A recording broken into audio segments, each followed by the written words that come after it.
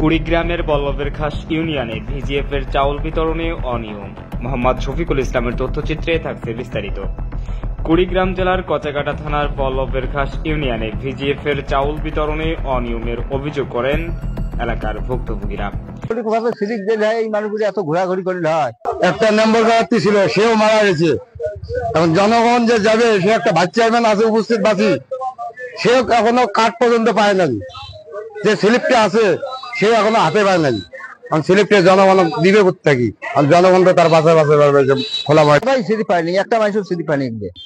Slip একবারে নাই, খালি বোধহয় বেলা কিন্তু 200 ঘর 200 ভোট, আর তার মধ্যে 10-12টা আমরা স্লিপ দিছি, আর কাউ স্লিপ দেয়নি। স্লিপ আমি পাই নাই, ভাইস চেয়ারম্যানও দেয়নি, চেয়ারম্যানও একটা স্লিপ আমরা পাইনি।